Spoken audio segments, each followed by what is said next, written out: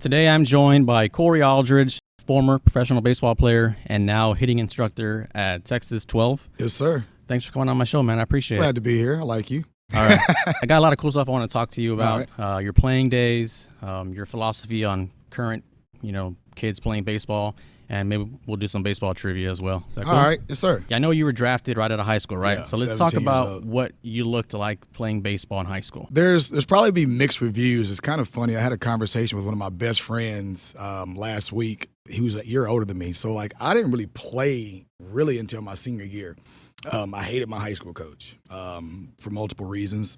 If you want to know, you can ask, but for multiple reasons. But I didn't really understand much about baseball. I just knew that, I could hit a baseball very consistently, very far, very often. I could run fast. I threw okay. I was a football player playing baseball. I got drafted because I went to one travel ball tournament. Never played travel ball. Wow. But I was going to quit baseball my junior year because my coach would just use me to go. He would say, "Hey, Cory, come hit a homer. We're down some runs." I go hit a homer. I wouldn't play another game. Wow. So, I ended up winning. I took us to, the semifinals in the championship off the bench one day, hitting a grand slam homer. Don't even remember the situation. I hated baseball because he made me hate it. Well, I was sitting in my front yard one day, like it's yesterday. One of my best friends growing up, Scott Copeland, I hope he sees it, I'm sure he will. He calls me and says, "Hey, man, we need you to come play this tournament." And I was like, "What are you talking about?" I'm not playing baseball anymore. He was like, "Well, you're the best guy we have." I was like, "Yeah, but I don't play." And you're still in high school? This is high school. This is my junior year. This is the end of my junior year. He goes "Well, we're going to Dallas and playing this travel ball tournament." I said, "Oh, Dallas. I'm from Abilene, Texas, small city." I go, "Y'all paying for it?" He goes, "Yeah." I go, "Okay." I haven't picked up a bat in probably 2 months. I'm 13 for 13 with homers and doubles. There just happens to be two scouts there. We finished the tournament. We ended up getting beat.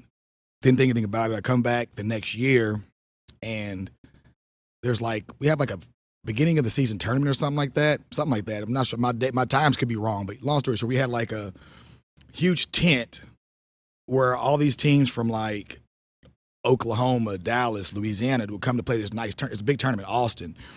And it was cool because there's a lot of great players. Well, there was a huge tent out there full of scouts. I didn't know what it was for. Wow. So I'm walking out there, and all of a sudden my coach is all like, "Hey, man, how you doing, Cory?" I'm like, "What's this dude talking about?"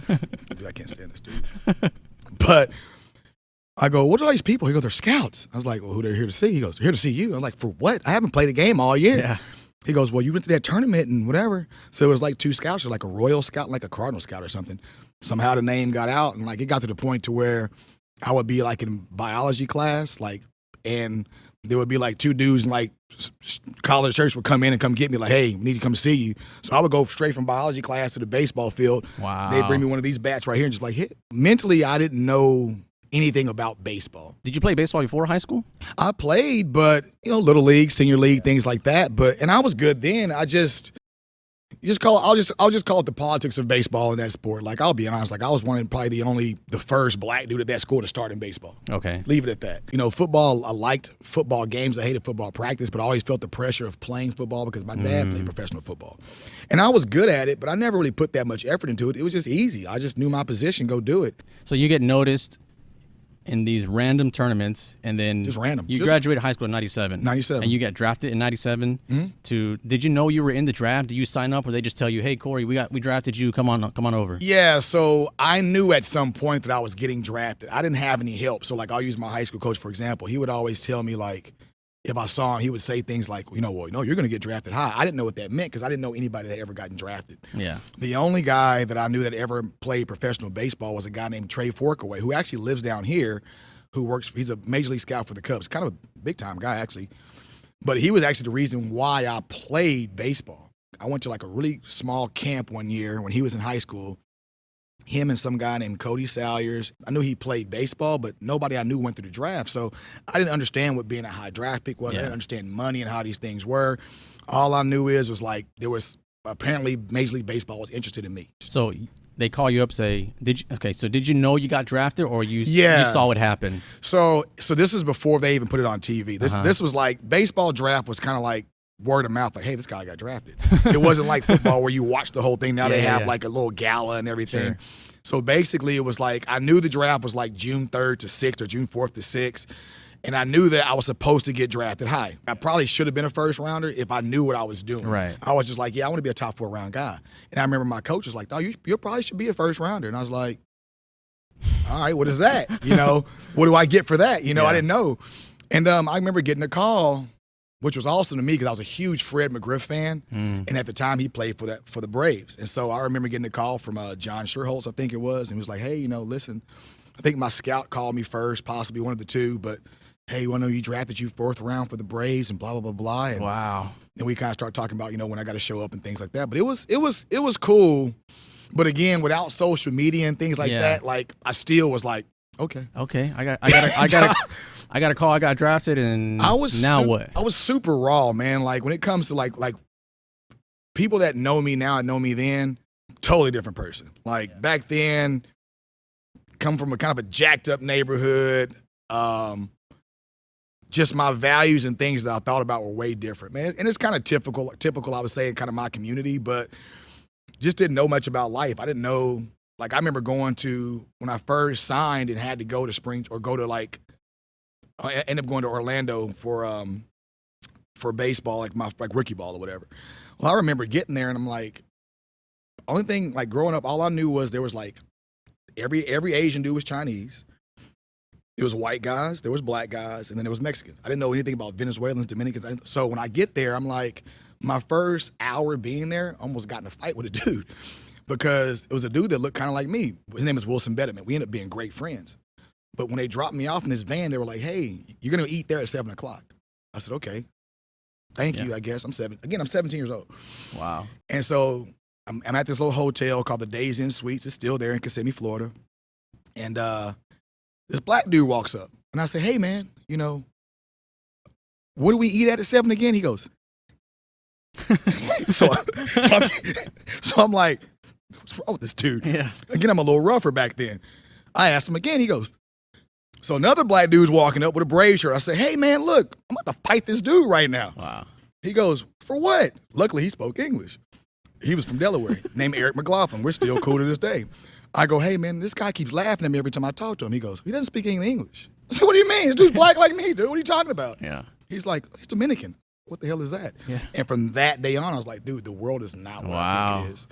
I looked up, man, there was Russians, Venezuelans, Puerto Ricans, Australians. I mean, it was a culture shock. That's big time. Well, yeah, I mean, going from a small, in my city, there's just small town dudes. in Texas. It's a small city, it was a lot of money there because it's oil money, but everybody's just kind of, it's not flashy, and it's not, you don't get exposed to a lot of things. I mean, we didn't even have like a hip hop station until like 2010. So when you first get drafted to the Braves, do you assume you're going to go to the pros? I knew I was going to rookie ball. I didn't think in my mind that like, oh, I'm going right to the big leagues. It's just my scout was really thorough on how things work, so I kind of figured out how that worked.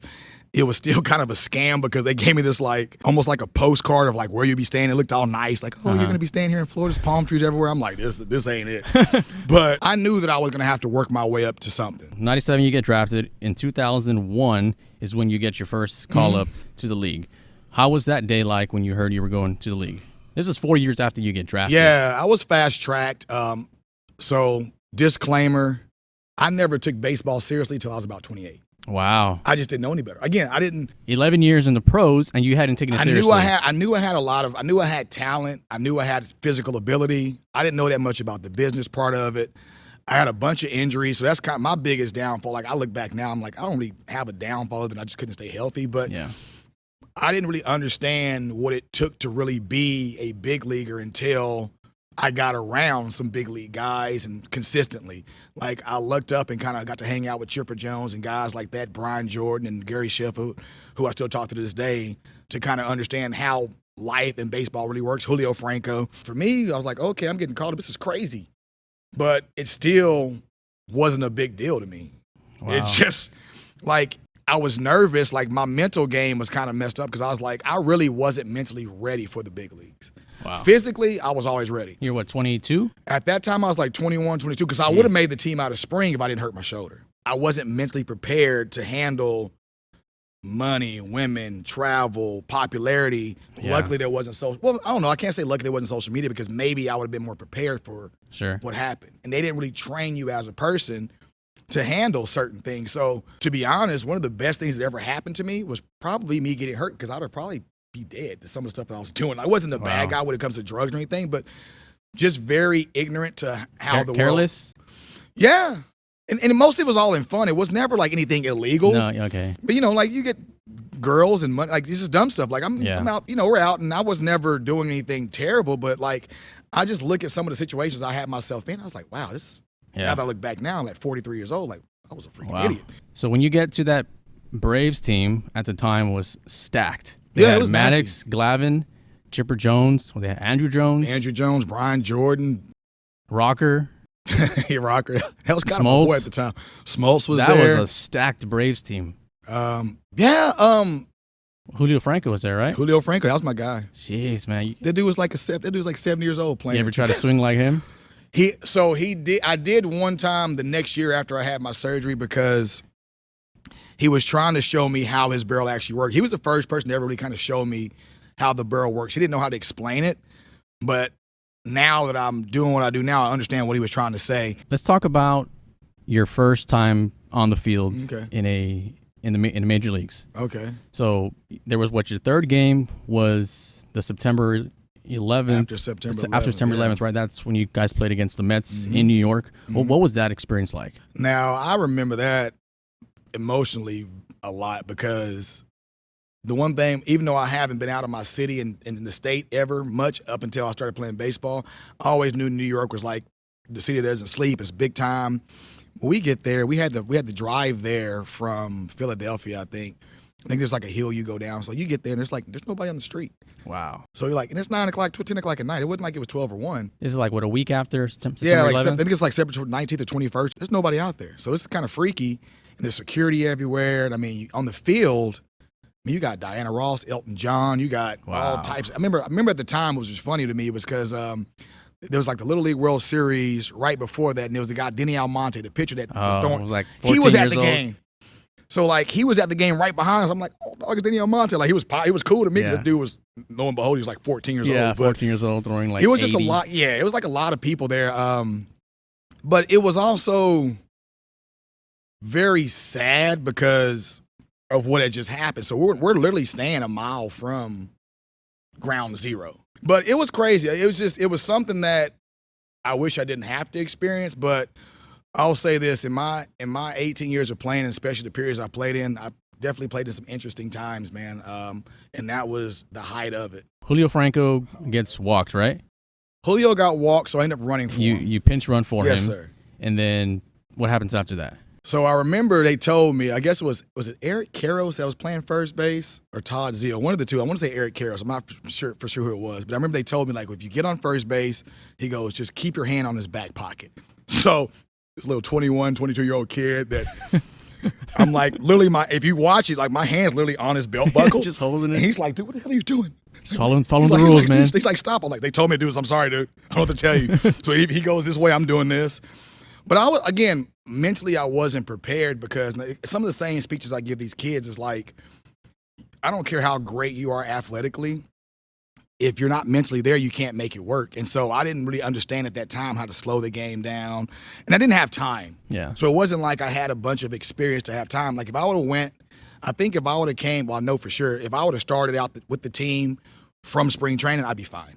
But coming in literally off disabled list to go get called up, I hadn't even played a game. So like my mentality wasn't really, it was more fear than I need to figure out how to win this game. But anyway, I think he ended up getting walked or something happened where I ended up on second base. Yeah, Chipper Jones. I think he got walked or got a hit. No, he had a single, advanced you to second. Yeah, somehow I got to second base. I can't remember how it was. I think it was a single. That's what it was, a single. And then I think it was Brian Jordan hit a double. That's probably one of the fastest I've ever run on bases in my life because I was so scared. Wow. I mean, it's 50,000 people there. It's just a long roar. Wow. But I think that put us ahead, and it was cool. It was a good thing because I did get my feet wet a little bit. My biggest thing is we were in a situation where we're kind of fighting for the playoffs. I'm a younger guy.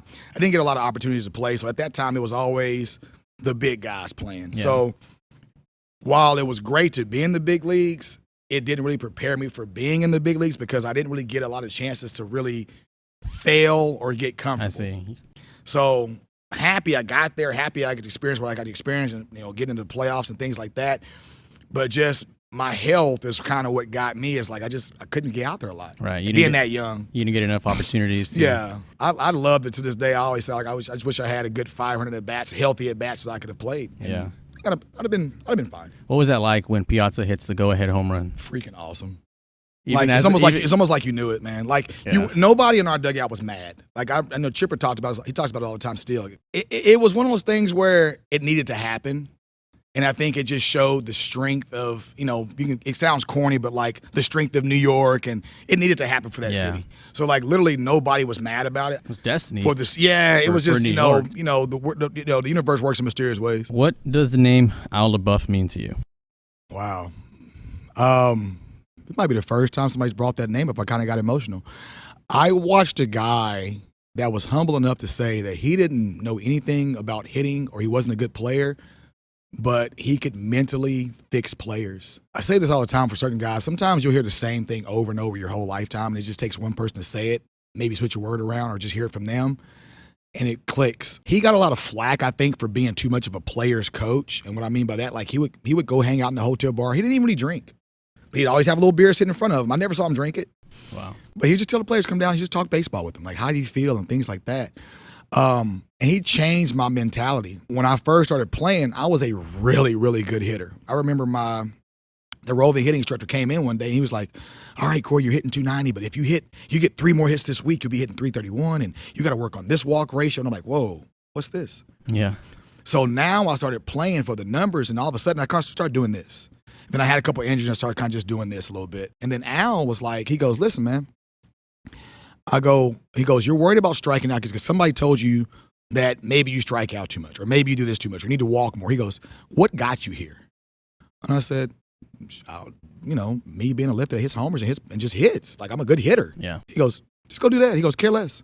He goes, you care too much. He goes, you told me a long time ago you didn't know what you were doing playing baseball. And I didn't. Yeah. I just knew how to hit a baseball, run fast, throw, and go catch a ball. Once I talked to Al, and I had him for like, I guess a year or two, so I can't remember how long. And I just kind of bought into what he was saying. I was like, okay. And then from that point on, I had a lot of fun. Like, I didn't care. Wow. My numbers just went, I went right back to where I was. So the skill and the talent was there. Always had that. He just changed your mindset. The mentality. And that's to me, like, as a coach, like, I don't care how good of your mechanics you have. If your mentality is not ready to be a hitter, you're not going to hit. It don't matter. There's a lot of guys that have great swings that just can't hit. After some time with the Mets and the White Sox in 2007, this is 10 years after you got drafted, you're ready to quit baseball. I retired like 3 times, dude. I did. I quit like 3 times. And mostly because I was hurt. Like, even before I went, I shouldn't even play the season I shouldn't have went to spring training with the Mets because I was hurt. I had a good spring, but I could barely walk. So, like, I would have to do all these things every day. I couldn't walk up the stairs. I had to walk up the stairs sideways because my Achilles was kind of jacked up.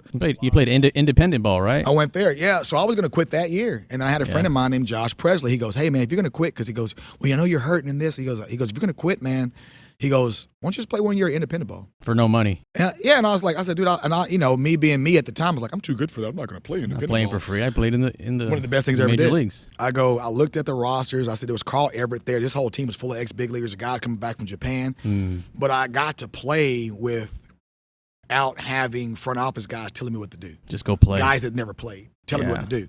So it was just basically us. The one thing about independent ball I do like, and the 2 times I've played it, is usually the camaraderie of those teams is very cohesive into going to try to win championships. It's not really about, we all want to get signed, but the funnest year I ever had in baseball, at least I'll say top 3, but I'll say was when I was with Somerset. And I've never seen more group of guys that were tailored to one direction of that team. Wow. And it was the same thing in Newark when I went there. Like, I went there, I realized I could still hit, I could still play. I'm hitting 400 in the independent ball, dude. Jeez. I'm crushing it. Me and Carl Everett are going at it right now.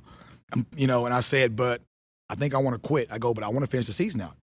He goes, well, listen, we don't really have any space right now. He goes, but we're trying to make some space for you. Give me a little bit.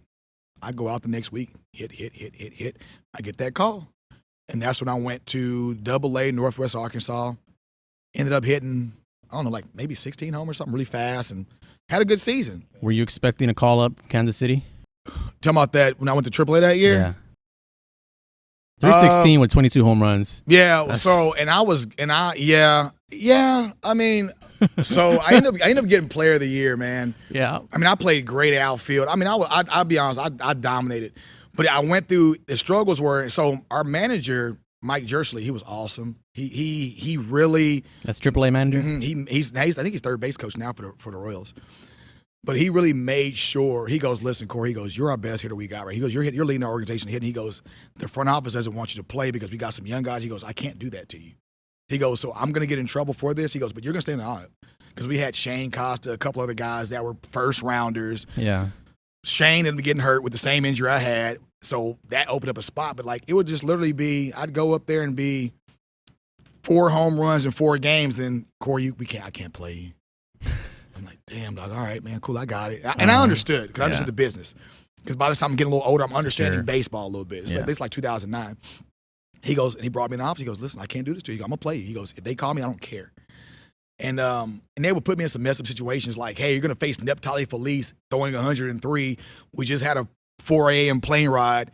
Games at like 4. Yeah. Be there, ready to, and I'm like, all right, 3 for 3, 2 homers, So I was just kind of beating the odds of what they were trying to do to the point to where he was like, I got to play you. Yeah. And then I ended up getting like player of the year. And I remember going to Kansas City, and all the guys in Kansas City I already knew because of spring training and things like that, and guys I had played against. And they were just like, I remember it was very awkward because there was a group of guys, Mike Moustakas, I think Eric Hosmer, a bunch of guys that had kind of got awards too.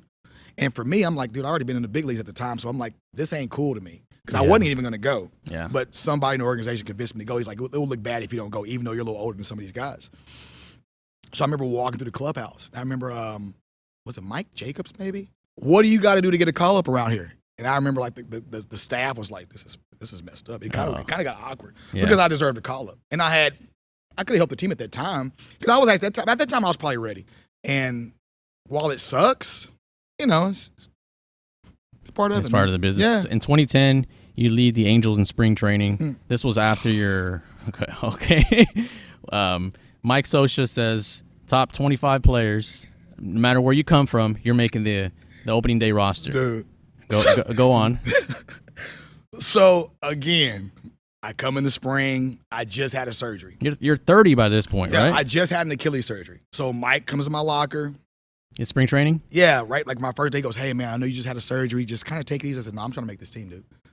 He goes, well, take it easy. I don't want you to hurt yourself. I said, okay. I'm going to give you guys some insight. I love Scioscia, but he was kind of awkward to me. And I don't think he understood me as a person because every day he'd always ask some of the same questions. Like, so what does your mom do again? I think he thought that I was supposed to be like this, like, super hood guy. And I'm like, yeah, I come from a messed up neighborhood. I said, but I'm kind of past that, dude. Like, I don't really. I'm 30 years old, man. I'm like, yeah, I'm 30 years old. And then my dad, he's like, what does your stepdad do? I'm like, he owns a business. He's like, really? I'm like, yeah. Next day, so your stepdad does what again? So he would always kind of ask me random questions. I'm like, I don't know if he knew how to take me. It just never made any sense. Wow. I knew Mike Napoli. I knew Torii Hunter. I knew me and Bobby Abreu were super tight. So me and the team were already kind of cohesive. So it was like I already had a nickname and everything because I was killing it.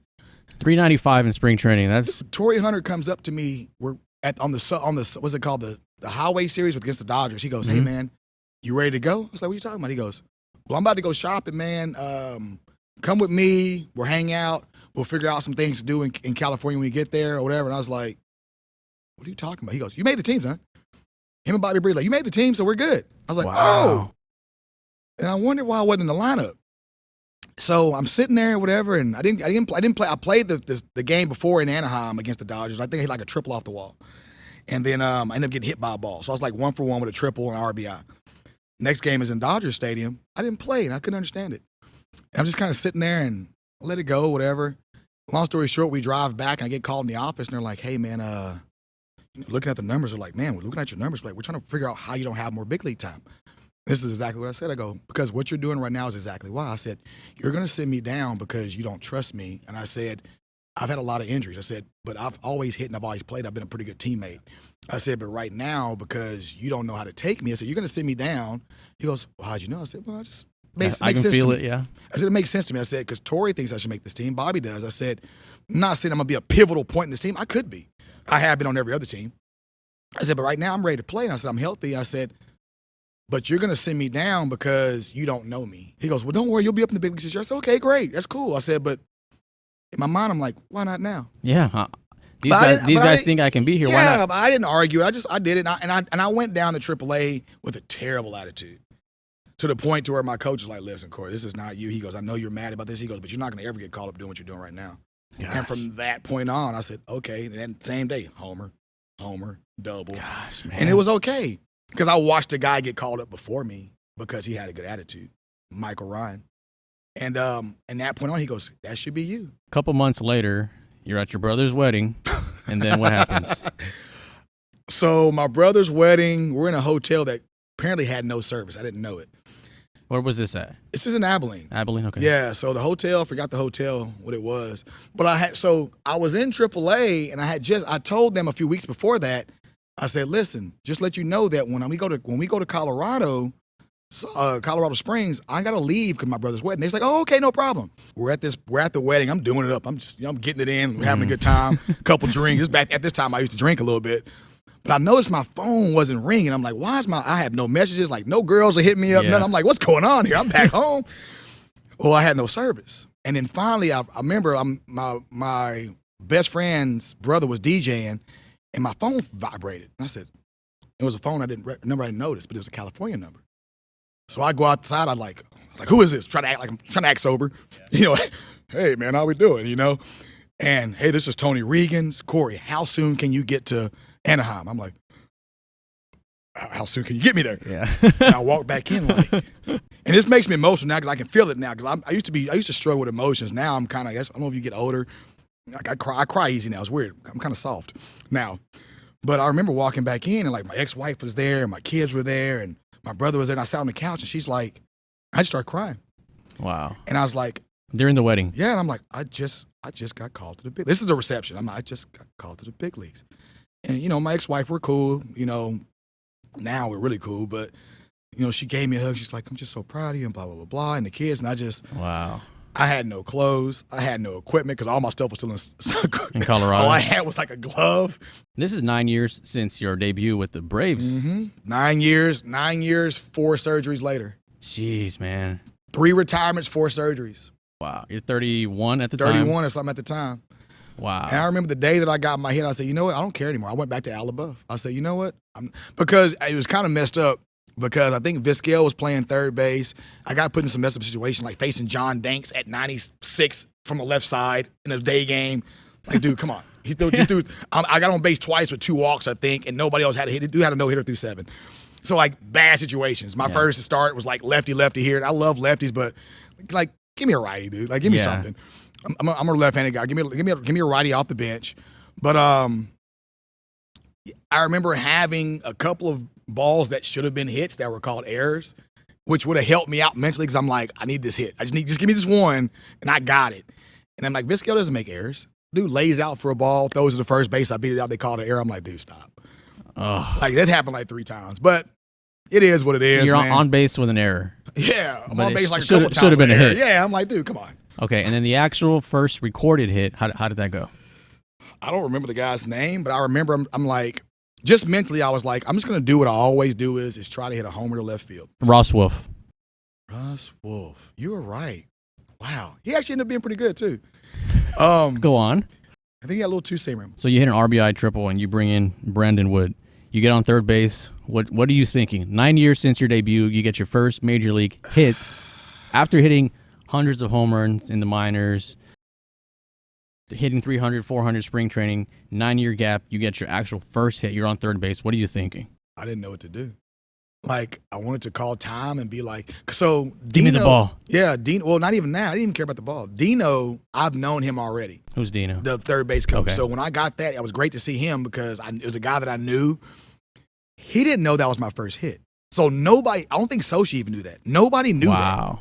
Because most people that know me, it's very weird that most people that do know me as a baseball player think that I have a crap ton of big league time, just because of maybe some of the stuff they've seen me do or maybe how I talk. I don't know.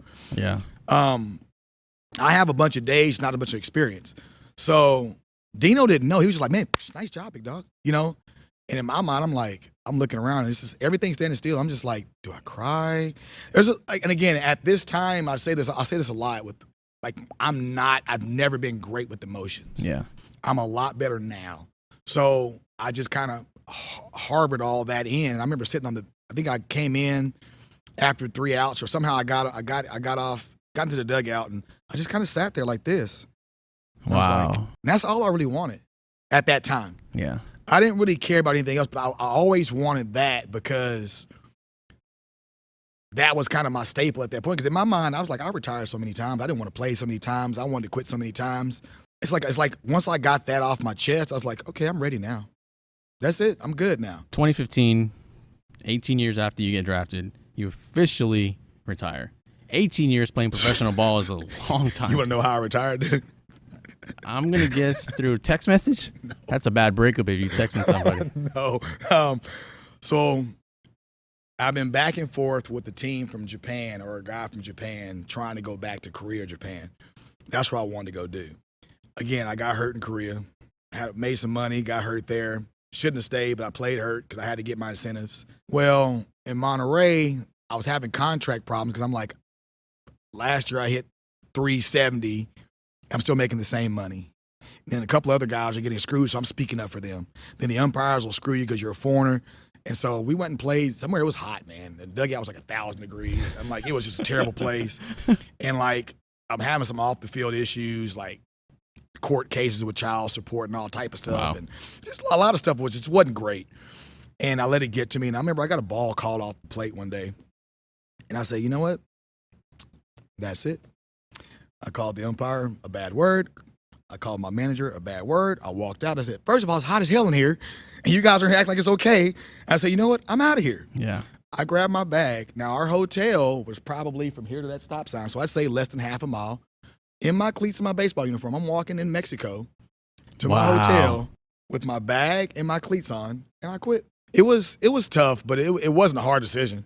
Like, I didn't really feel like I had anything else to prove because I was like, I'm good. Yeah, 18 years playing pro ball. You're 35. I had set home run records in multiple countries. I've been able to travel and do all types of things. I was a rock star for a long time, dude. It was cool. Hung it up and walked away. Yeah. Literally. Yeah, and I've never really desired to play much after that. Last year is the last. I've gotten offers ever since I retired up until last year. At 42. 100%. 100%. I laugh at it all the time. I'm like, dude, why? Like, I'll go be somebody's DH in a minute, though. Yeah. Like, DH, yeah, for I'll sure. DH. I don't want to play any defense. I don't want to play any defense. What was your biggest takeaway from your professional career that you think anybody up and coming now could benefit from? You have to love what you're doing. You have to be able to take a bunch of no's to get that one big yes. I tell my high school kids this all the time. Like, before you make any huge life decisions, learn to travel a little bit. Get out of the country a couple times so you can see what actually the world actually looks like. I think at school, it could be school, church, family, parents, your city you live in. We've been given this kind of illusion of what things look like because most of us only know what our immediate circumference circle is, maybe like 40-mile radius, whatever you want to call it, around us, that we don't really know what the world actually has. Like, once I got to travel and stuff, I learned that, hold up, there's more jobs than just going to be a teacher, a fireman, or whatever else it is, lawyer. There's more here than just, like, I just learned so much. But at the end of the day, you have to love the process of wanting to be better and understanding that, you know, you're going to fail probably a lot more than you succeed, but that one time you get that good yes, ride it out. Yeah. Do you implement any of these life coaching tips with your players other than just technique? I coach with a great guy named Scott, man, Scott Moore, and he is one of the, and I'm sure he'll see this, so it kind of makes me emotional sometimes. He's a really good guy. I know his background. I've had 6 years, almost 7 now with this guy. Wow. And we've taken some mediocre talent and some really good talent and sent a bunch of kids to college, but we feed off each other so well. Like, sometimes he's Jordan, I'm Pippen. Sometimes he's Riggs, I'm Murtaugh. We always like a running joke, you know? Yeah. I respect this guy more than most people in baseball because he's a guy that always wants to learn, who's always learning, who I've never seen this man lie. And I've always just literally seen this guy want to help other people. We used to have little meetings before, like our older kids, like our high school kids, before every tournament or every game. They would call it 5 minutes with Cory. And I just let them ask whatever they want. It could be about girls, drugs, baseball, school, religion, parents, whatever it is, but never from a biased point of view. I would say, like, if it was like sex, I'd be like, well, this can happen here. Good, bad. Disease, no disease. Protection, no protection. Kids, no kids. Because you're gonna do what you want to do. Us as parents, sometimes we don't want to show vulnerability like we made mistakes. We kind of coach from the perspective of like, what did I need at 12 years old? You know, okay, this kid's lacking here. What does he need at 12 years old, 13 years old, 14 years old? So it's more than just baseball. It's more than just sports. I could care less about baseball. Yeah, honestly, it's like real I life. like to. Yeah, I feel if you're strong enough to be ready for life, you can play baseball. Yeah. Like we talk about mechanics and things like that, but at the end of the day, I want you to compete. Yeah. Because if you can compete out here against this guy throwing 70 to 100, you know, because we say one of the sayings in baseball is that you put a baseball player in any situation, he'll compete. Knowing what you know now, like your mindset, you know where I'm going with this. Yeah. Put this mindset in 2001 Cory. What does that Bananas, look like? Dude. It looks like freaking that kid they got playing center field right now. I was a huge prospect, man, that could do everything on that field. My mentality, if I had what I had now, bananas, dude. The talent was there. At some point, baseball became easy when I got older because I understood how the swing works. I understood timing. Yeah. And once I understood that, it really wasn't that hard anymore. I still made outs, but they were hard outs. As a coach, would you rather have a student who's naturally talented but doesn't work hard, or has little talent and works extremely hard? I'll take the hard worker that wants to be good. And it's tough to say because I love the talented guys, but a lot of those guys, sometimes the guy with the talent doesn't want to work hard. A lot of people will end up seeing through it, and it'll expose you. They learn how to work hard. A lot of times It's too late. But the kid, because you got to remember this, man, there's not really many great athletes that play baseball. There's good baseball players. Sure. Like Miguel Cabrera is not a great athlete. He's a great baseball player, yeah. Bryce Harper's not a great athlete. He's a good baseball player. I don't think he's great, but he's good. He gets paid a lot of money. But if you can master or can repeat certain things and have some intellect, you can play baseball. Yeah. It's a hard sport, but you can play it. Your job as a youth coach, to me, while building the foundation of a player, hopefully that kid loves to play the game. Yeah. Like if your kid's too scared to perform out there, then something's wrong with you. Because if you're scaring your kids, yelling at kids, because everybody doesn't want to be yelled at. Sure. I'm not saying it's a good or bad thing, but understand your kids. Like he might not ever been yelled at. He might be okay with it. He might just laugh it off and move on. I know we kind of talked about your playing career, but if you could pick one point, maybe a month or a year, of what you consider the lowest point of your 18-year professional career. I know would it be time when you were injured? Yeah. Or would it be an emotional state you were in? Yeah. So I'll keep it 100. It was 2002, and I had a lot of off-the-field stuff happening. I had a kid on the way, another kid on the way. I just got told I'll never play baseball again. Wow. It's about Dr. Andrews. If anybody knows who Dr. Andrews is, he's the guy. This is 5 years after you get drafted. Yeah. They said, hey, man, if we do this surgery, you'll probably never play again. And I was done for basically 3 years. And I came back and I wasn't ready. Could you have mitigated that situation differently? Or just the injury was unavoidable? That's a good question. I don't know. Just having all these things hit me at one time, literally coming off of like, supposed to make this team this year. Yeah. Like I went in because literally all I did was I took infield when they threw a ball and I was like, I'm done. I walked off the field. And they were like, what's wrong? I said, that's it. Yeah. I don't have it anymore. And they didn't know what to do. And I got some really good advice from Vinny Castilla and Chipper Jones. Because Chipper was kind of my guy. He goes, listen, Cory, look, he goes, this might be the last time you ever play. Wow. Who knows? He goes, you never know. He didn't know the seriousness of it. Yeah. He was just talking as a man. He goes, but you're on the major league roster. He goes, get the surgery now. At least you'll have fresh money until you come off. He goes, if you try to play through it, which you probably shouldn't, that's stupid. He goes, and you're hurt, well, now you don't have anything. Yeah. And at least you can get service time and things like that, and they'll pay for the surgery and things like that, and who knows in the next year. I said, okay. And Vinny Castilla came in and said the same thing, and Gary Sheff was the same thing. Gary was like, hey, man, if you come back to the team this year, he goes, I'll buy you a new car if you get healthy. Knowing good and well I ain't going to make it, but like, I'll buy you a Mercedes. Yeah. So what did you do? I got the surgery. I got it done. And it took me I had to reteach myself how to throw and hit and all these things. And I went through some struggles. The advice you got was if you get the surgery, you might not ever play again. Yeah. So why do you get the surgery thinking you're going to play? I got the surgery for two reasons. Number one, at least I'll have some money if I don't play. Yeah. Because I'm not going to make a bunch if I go down to the minor leagues and try to rehab or whatever. Yeah. So either way, I'm still kind of getting screwed. But number two, I never really believed it to a point because it never really solidified in my mind that I'm not going to play again because I'm like, oh, I'll make it. Yeah, I'm a I'll ball figure player. it out. Like, I'll figure it out. I'm an athlete. I'll figure it out. Yeah, I'm like, I'll figure it out. But I'm like, it was scary because I'm like, but there's always that percent here that may not. Yeah. And so, and then you're talking to Dr. Andrews. So like this guy, he knows. He's the guy. So I'm like, all right, this sucks, dude.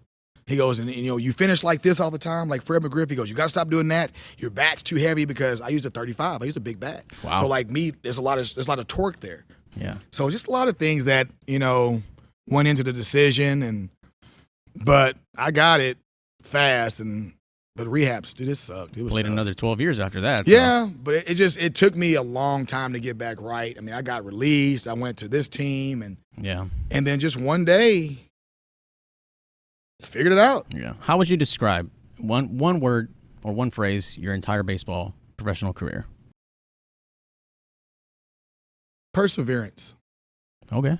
That would probably be it, man. Perseverance. Yeah, that's great. Some people will look at it because of the injuries and things that have happened. And I look at it this way too. Like sometimes I look at it like, because there's a lot of things that happen off the field that weren't positive, that influenced a lot of bad things that happened. And every single time, somehow, some way, I still came out on top or broke even. Wow. So I never really did lose. Even though I was still hurting, things like I still got to go travel to multiple countries, meet multiple people. Like my connection game is awesome. I still get calls now to go coach pro ball. Yeah. Like I just kind of put my resume out to see what's out there because I'm kind of getting that itch to be in pro ball as far as coaching. How do you prepare your mindset for post-playing career? You still want to be around baseball when you retire as a player?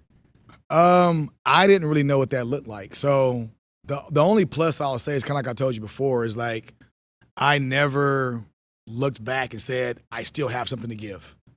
Like some people, the stories we don't hear a lot about in athletic sports and things like that and entertainment is like the guys that retire and end up causing themselves bodily harm. Or they can't function outside of sports because nobody now is patting you on the back and nobody's here rooting you on and things like that. There's nobody that looks. Once you take that jersey off, it's over. Then it was just like, well, what do I do? And I knew that at that time, I liked hitting because I just really kind of put it all together for myself of how it actually works. And that was just like one little small conversation on first base with Josh Donaldson. And that's what kind of put me down the rabbit hole of hitting.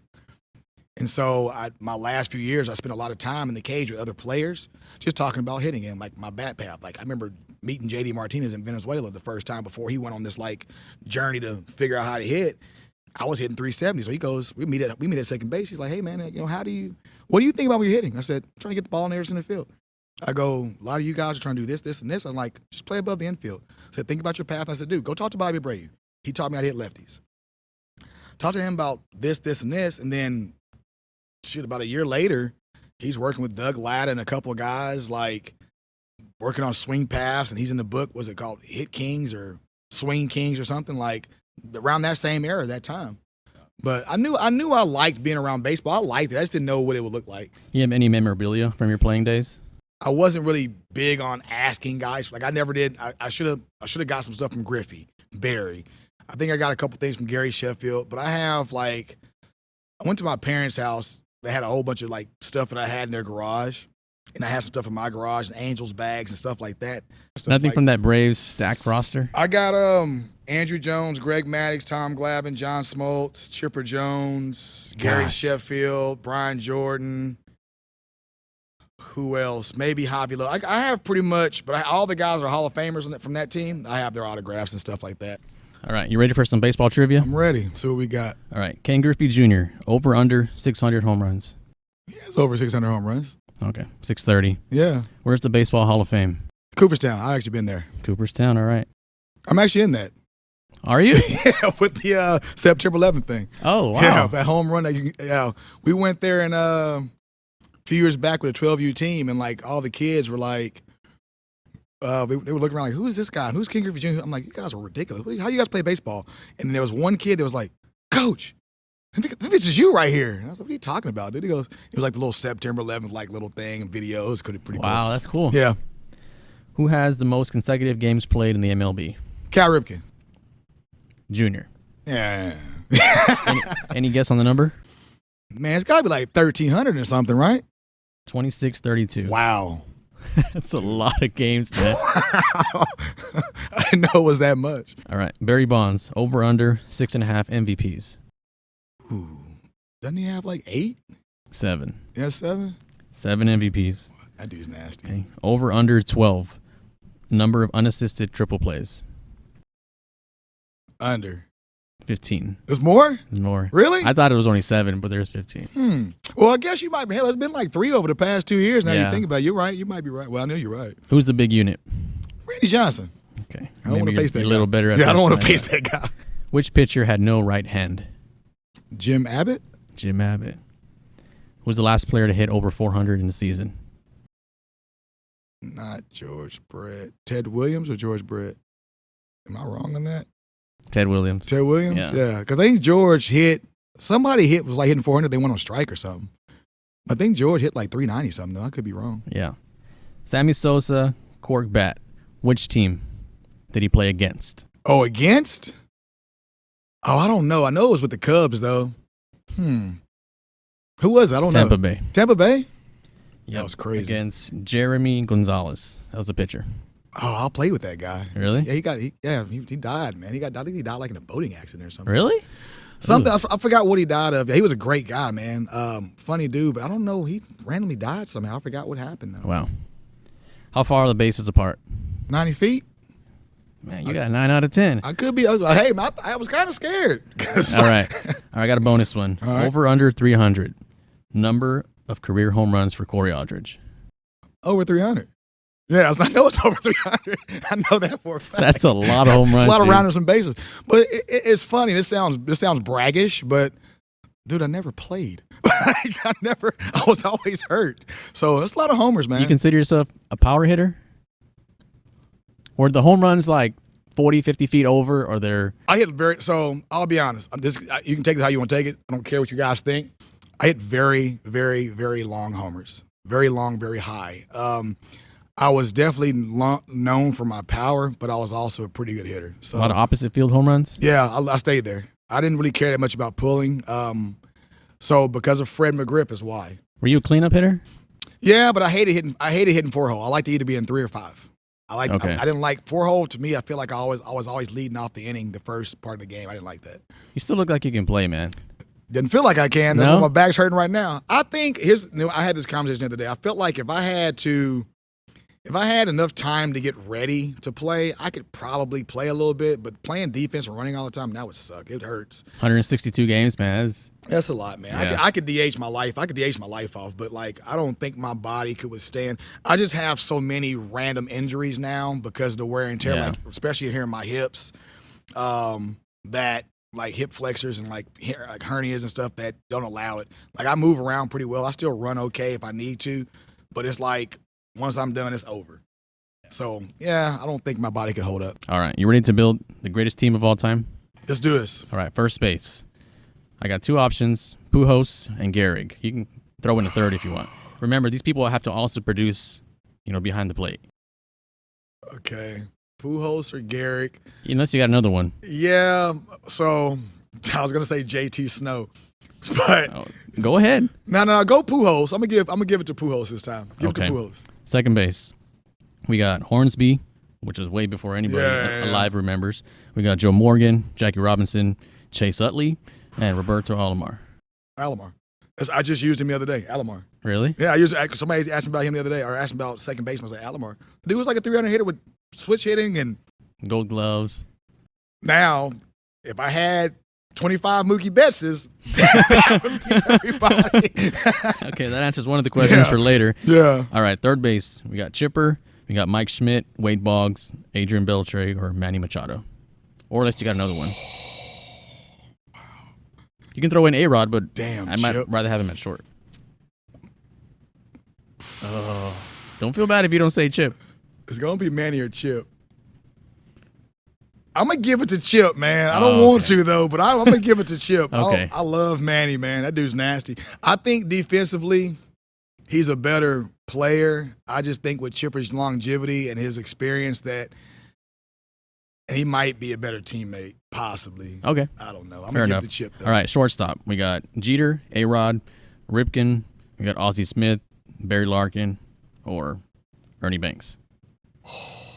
We can throw in Honus Wagner there, but nobody remembers him. Yeah, nobody knows Honus, man. Honus was like, what, 1891 or something like that? So I'm going to tell you my thing on Jeter, man. I like Jeter. He's a good player. If he doesn't play for the Yankees, he's not as popular. But I like him. He's a great teammate, good dude. He was still first overall pick. I mean, yeah, he's a great I player. think he's a great player. I just think his popularity comes from playing for the Yankees. Like, if he played for the Devil Rays or something, Orioles or something, they'd have been like, this guy's a good player, but you wouldn't hear his name. Would he still be called the captain? No. With the Orioles? No. He'd be called the shortstop for the Orioles. The shortstop for the Orioles. Man. Wouldn't have 4 titles. That's a tough one. I mean, you can go with Jeter if you want, but I'm not going with Jeter. A-Rod? Nah. Ozzie Smith? I like but he don't hit. Yeah, that's true. I like Corey Seager. Hey, dude hits, man. Okay. I like Corey. Okay. I just like him over A-Rod. I can if I had more time, I could probably give you a better one. But I like him. I might come back to that though. All right, catcher. We got Yadier Johnny Molina. Bench. Okay, Yadier wasn't even Molina. on the list. No, Yadier Molina. Who else? Who'd you have on the list? Johnny Bench, Pudge Rodriguez, Buster Posey, Ooh, Pudge, and Gary Carter. See, I don't personally like Gary Carter as a person, so no. Okay. He's a great. I love his baseball cards. I met the guy, and he made me mad one day, so I'm good. All right, he's off the list. And he's dead. I feel bad. Okay, pitcher. A couple of them were your teammates: Greg Maddux, Tom Glavine, the big unit, Randy Johnson, Pedro Martinez, Clemens, or Koufax. Unless you got another one, there's plenty. So if I like Maddux, man, because he's a pitcher. And I don't know if you watched. There was a game I watched the other day that had oh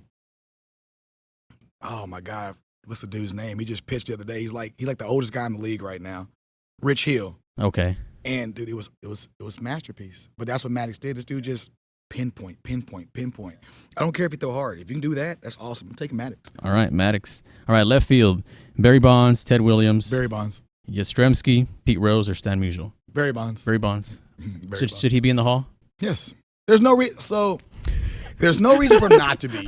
There's no reason. So even Pete Rose, like Pete Rose should be in the Hall of Fame as a player. He made his mistake as a coach. So maybe he doesn't be in the Hall of Fame as a coach. Yeah, that's weird how that works. It's ridiculous. All right, center field: Willie Mays, Mickey Mantle, Mike Trout, Ken Griffey Jr., Ty Cobb, Joe DiMaggio. You going with Griffey, right? Just because of the batting? Yeah, well, Griffey, but offensively, so the dude has a cannon.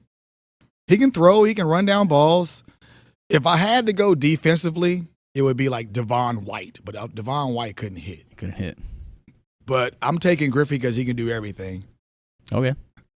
All right, right field. And Andrew Jones is out there, though. Oh, you can put Andrew No, Jones I'm putting in. Griffey. I got to get Griffey. I'm giving Griffey. Right field, we got Hank Aaron, Ichiro, Tony Gwynn, Babe Ruth. Mookie Betts? Mookie Betts. God, I didn't even put him on the list for Nah, you. Mookie Betts. Mookie Betts can play second base, too.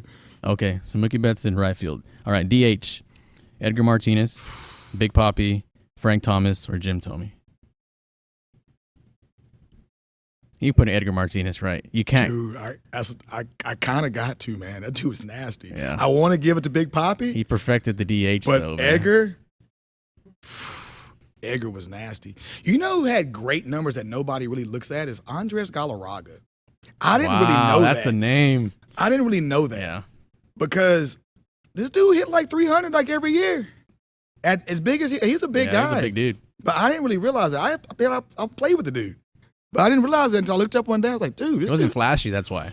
He was just consistent. Dude, he had some bombs, man. Yeah. I'm still on this shortstop thing, man. It's driving me nuts. I'm not sure if that's the only one that's driving me nuts right now. Okay. Last position. Well, not position. Pinch runner. There's only one name. If you don't put him there, I'm going to slap you across this table. Ricky Henderson? Yeah. Okay. I was like, man, who you got? Billy Hamilton?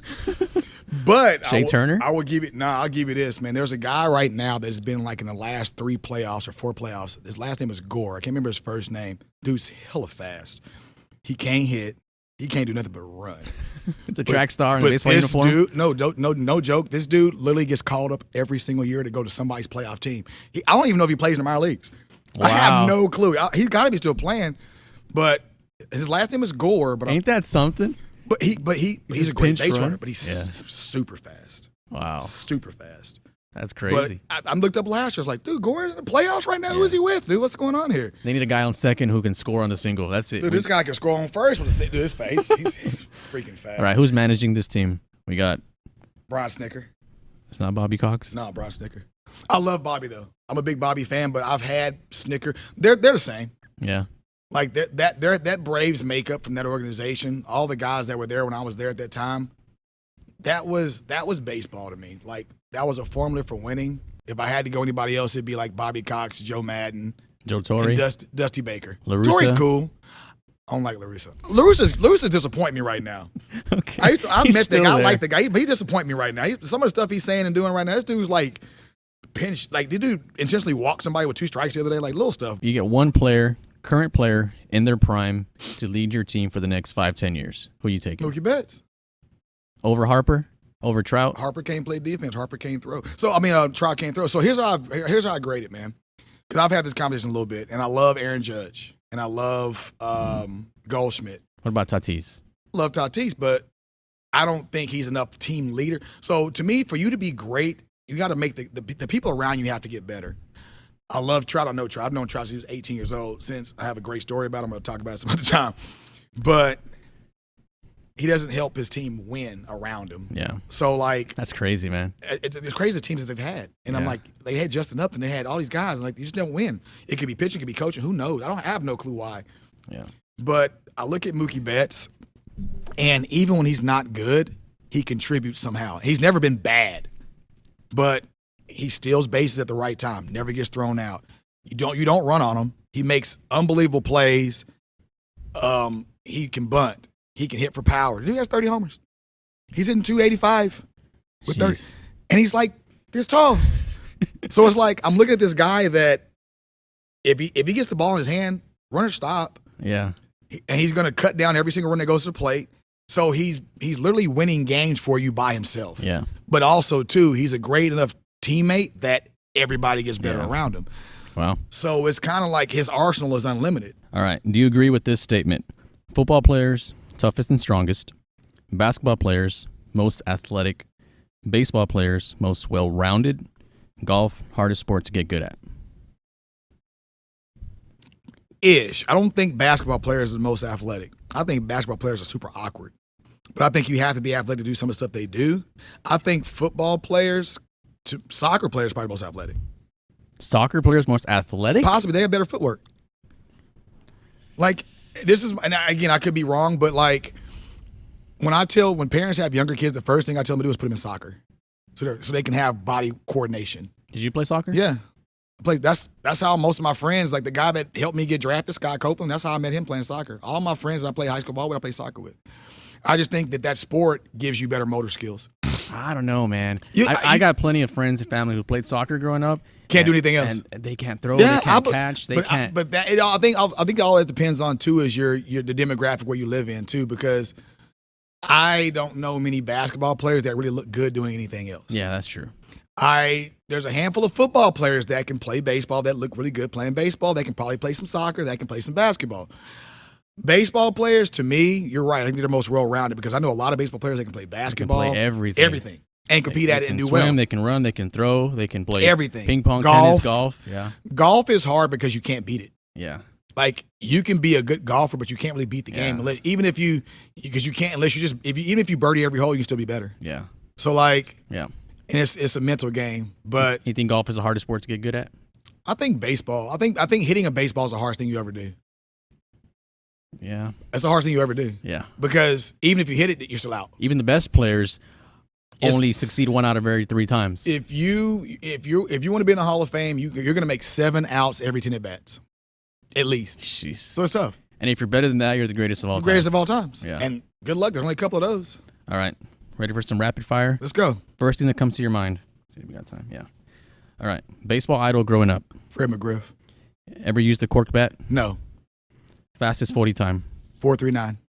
Wow. Bat flip celebration. Love it or hate it? Indifferent. Don't matter. Like, if that's you, it's fine. Just make sure that don't get mad when the pitcher fist pumps. Okay. If you knew if every pitch was fastball or off speed before it was thrown, could you hit 350? Me, I don't think so. 'Cause I'm a reaction hitter, so I don't think so. I think that as long as I'm on time, I can hit anything. That's just how I play. Some guys can play that way. So I'm Even gonna if say, you knew if it was fast pitch or off speed before it was thrown, would you hit 350? I don't think I have the discipline to lay off the bad one. Now, if I knew it was going to be a strike, then yeah. Favorite minor league park? Ooh, Salt Lake City, possibly. Wow. Salt Lake City. Major league park? Ooh. I like Wrigley Field, man. It's old and run down, but just the nostalgia of it. Nostalgia, yeah. Yeah. Would you play for the Savannah Bananas? If they paid enough. That's the only reason. I don't really care about all the little dancing and stuff they do. If you pay me enough, I'll prostitute myself for the Savannah Bananas. All right. I think you answered this one earlier. that's all it would be, man. That's all it would be. I'll go out there and do it up, dude. Corey's having an awesome time out I here. was like, wow, he's really good. Yeah, look at his paycheck. All Okay, right. got it. Best player in baseball right now? Mookie Betts, Mookie man. Betts. DH, love it or hate it? I love it now because I'm old. Okay. But it takes a special person to be able to stay in the game mentally and keep yourself ready to hit. It's not as easy as it sounds. That's why a lot of people struggle at being DHs. And that's why a guy like David Ortiz is good, because he's a pretty talkative guy, stays in the game, team leader, but keeps himself ready to hit all the time. Okay. Yeah. Should there be a time clock for pitchers? I don't think so. Nope. I think that the buildup of the game is the best. At the end of the day, man, like if the game's too long for you, don't go. Like, Yeah. I don't understand paying that much money for a ticket and mad the game is too long. Yeah. What about robot umpires for strike zone? I like the human element. I don't mind them being corrected. I think that there should be a time limit on these challenges. Yeah. That's what's making the game long. It doesn't really bother me.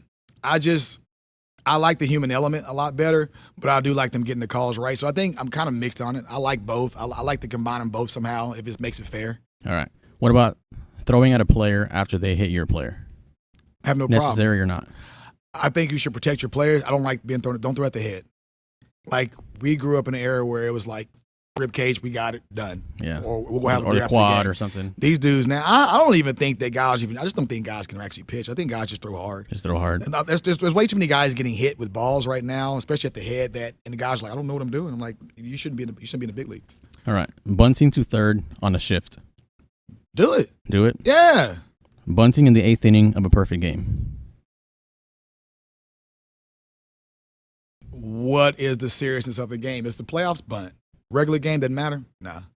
All right. I think there's just certain rules that you live by on that. I'm just not gonna bunt to break up the double play or break up the no hitter because, a perfect game or whatever else it is. But if it's a close game, like let's say it's the playoffs, I'm bunting. I'm gonna win the game. All right. Last one here. Is Cory Aldridge a happy person? I am getting there.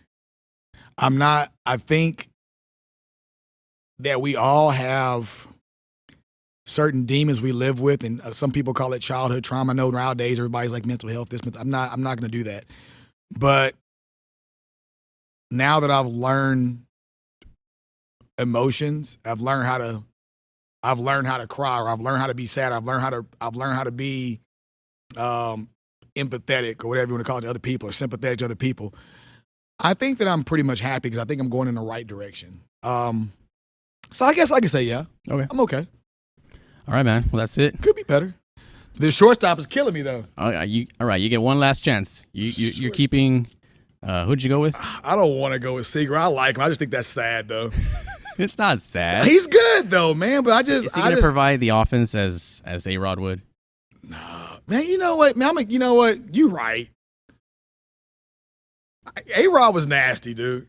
He could hit. I'm not going to give it to Jeter, but for a guy that hit 300, 290, almost hit 700 home runs. Yeah, you right, man. I'm gonna give you A-Rod. I just don't like A-Rod. Okay. Because I think I hate listening to him on ESPN. Well, you're not managing the team. No, you're right. You're just picking the players. Yeah, but I think you're right on that. Okay. Yeah, I'm gonna go A-Rod. But hey, Seager's nasty, dude. All right, man. I'm Well, I gonna appreciate text you it. when we're done and be like, hey, man, why this is another guy? But thank you, man. I really appreciate it. I enjoyed this. Cool deal. That's funny. See y'all later.